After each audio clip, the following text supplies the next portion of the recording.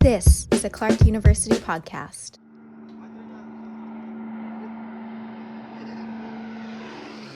So there's an area not that far from Johannesburg that's called Mpumalanga. And once I had the great opportunity to do an overfly of this area in a little plane. So they took us up, and you fly over this area, and it is... So it's not often that I'm gobsmacked. But on that flight, I was gobsmacked. There was mine after mine after mine, power plant after power plant after power plant, and waste rock heap after waste rock heap after waste rock heap, and tailings after tailings after tailings. As far as you could see, it was a completely transformed landscape. Anthony Bebbington is the Milton P. and Alice C. Higgins Professor of Environment and Society at Clark's Graduate School of Geography. He's also a member of the U.S. National Academy of Sciences and the International Program Director for Natural Resources and Climate Change at the Ford Foundation. Tony grew up in a mining community in England. Decades later, that part of his childhood has become a focus area in his research. He's spent years analyzing extractive industries, investigating their impact on communities across the globe. When people refer to extractives, they are typically referring to activities that involve the extraction of minerals, oil, and gas from the subsoil. So extractive industry is that organized industrial activity that does that. The big companies are companies like BHP Billiton, Glencore, Anglo-American, and on the mining side. And on the hydrocarbon side, you have your Chevrons and your British Petroleum and your Shells. It's an open question as to whether it's helpful to only think of extraction and resource extraction as being limited to minerals and hydrocarbons. Because often extraction is also used to refer to that sort of activity that takes something away and doesn't put anything back. Like it's a one-way transfer. So in some sense in farming you're taking nutrients out of the soil, but you may also fertilize, and so you're putting nutrients back into the soil. Extraction generally refers to taking something out permanently. You could say that forms of agriculture extract water from fossil aquifers. There are forms of harvesting that can become extractions in fisheries. It takes the fishery beyond the point at which it can't come back, and so in some sense that's a permanent withdrawal. So there's an open question as to whether it's helpful to only limit it analytically and politically to minerals and hydrocarbons, but typically that's how it gets used. I'm Melissa Hansen, a producer in Clark's Communications Office, and this is Challenge Change. Analyzing the impact of extractives requires a political and social discussion. Extractives can be seen as an opportunity or a concern depending on the context. Part of the argument for extractives is this is like a gift of God. It's in your subsoil. You actually are blessed to have it there, and you can use that to generate development. The most typically expressed sorts of concerns are the environmental ones. Those concerns combine the observation that, on the one hand, resource extraction often, not always, but often delivers a permanent change to the landscape, physically and in terms of aesthetics, and that's a source of concern.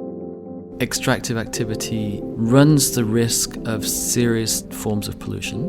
Activists might say, look, the risk that this extraction of minerals from this mountaintop is going to permanently deplete and contaminate our water supply means it's just, we do not want this on our back doorstep. The company would say, but we can manage that risk. With the benefits that will be generated from this extraction, we can compensate any adverse impacts there might be. Another concern is social and livelihood risk, that mining displaces people. If a community sits on top of a mine site or near a mine site, it's got to be moved, and therefore people lose their traditional livelihoods. So the combination of fear about environmental risk, loss of livelihoods, and arguments over who should control those benefits means that extraction, not always by any stretch of the imagination, but it has not infrequently been associated with serious social conflicts. So there's a concern about the quality of development associated with resource extraction. That goes hand in hand with the kind of political concern that require significant capital investments and that also create super forms of wealth. Resource extraction can be associated with an emergence of political actors with very unequal levels of political influence. We see this in the form of oil company lobbying in Washington, D.C. You see it in other contexts in terms of companies displacing presidents and putting somebody else in place who's more aligned with their interests and so on and so forth. So there are environmental concerns, social and economic concerns, and political and quality of development concerns. The flip side would be that saying those concerns are concerns, they can all be managed, resources can be used for the good of society. For activists who want to defend land from extractive industries, the outcome can be deadly. There is an organisation called Global Witness based in the UK, and this is the 10th year now of them producing an annual report on killings of environmental defenders. Those reports show, on average, that 4 people are killed a week, 200 and something a year, and many of those killings have been linked to extractive industries. And in some cases, people working for government authorities. Among environmental defenders who've been killed, who've been classified in those reports, have been frontline workers for environmental agencies trying to enforce environmental regulations. We asked Tony to describe some parts of the world that have been most impacted by the extractives industry. Indonesia was the country where there was most forest loss, and it wasn't the whole of Indonesia, it was one particular province of Indonesia, East Kalimantan, which has enormous coal deposits and enormous coal mines. And there, coal mining is not like the mining I grew up with, which is underground. This is surface mining. You mine, you destroy the forest. There's no two ways about it. It's a very significant impact on forests, and if it's a significant impact on forests, it's therefore a significant impact on those indigenous communities that previously lived there and claimed those forest lands, if not legally, at least in customary terms, as their territories. And in another piece of work we did with colleagues in Australia was map reported drownings and relate that to the geography of coal mines and abandoned coal mines. The mines close, they move on. Typically, companies leave and they just leave the landscape. One of the things they leave in the landscape are big holes, which then fill it with water, which people then are attracted to swim in. And so what this showed was that these drownings were basically all associated with these abandoned pits that are filled with water that kids had gone swimming in, and then the nature of these pits is that they're difficult to get out of because the cuts are pretty steep.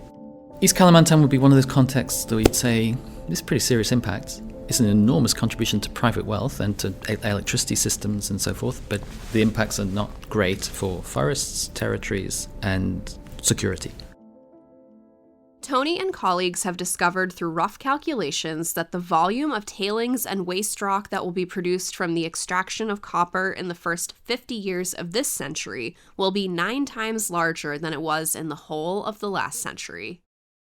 In some sense, I guess the way to think of a solution here is it's not a single equation, it's a set of simultaneous equations. And you have to recognize that the solution is that whole set. And within that set, there are trade-offs. So the critical question, and this is the question at the heart of all political systems, is who gets to decide trade-offs?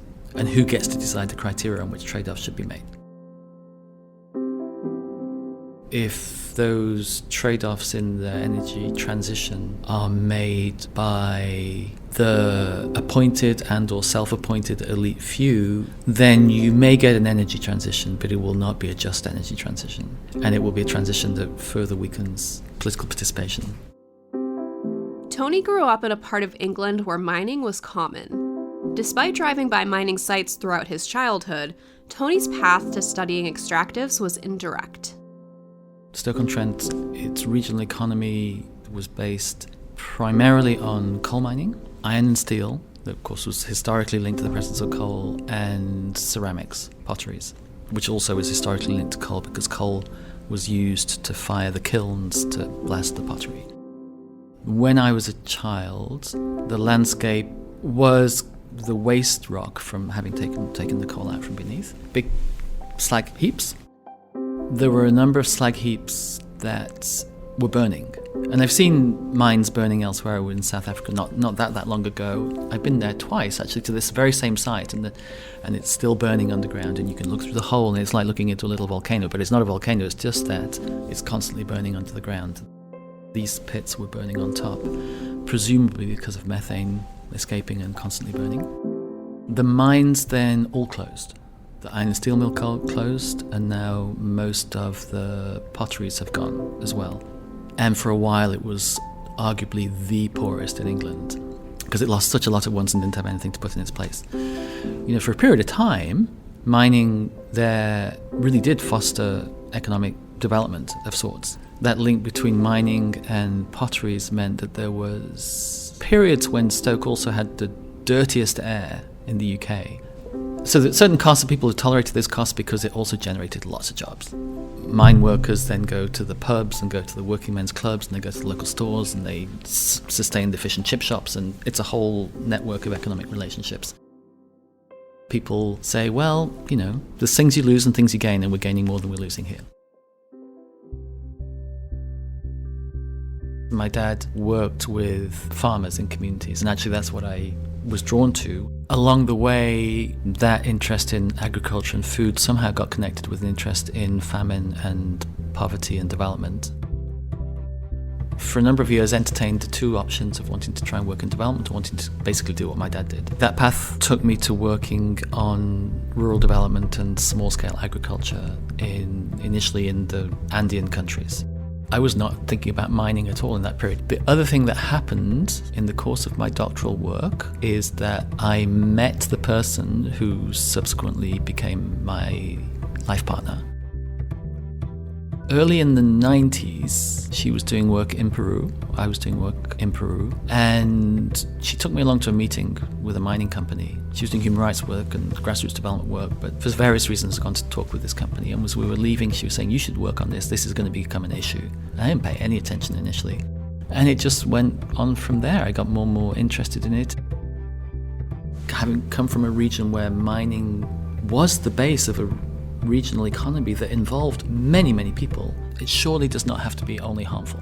And it surely can be inclusive. It has been inclusive in the past. It doesn't mean when it was inclusive it wasn't also creating harms, it was. And so it's that fascination with under what conditions can this be made to work better in a way, I suppose, that aligns just a little bit more with what I thought I was seeing as a kid.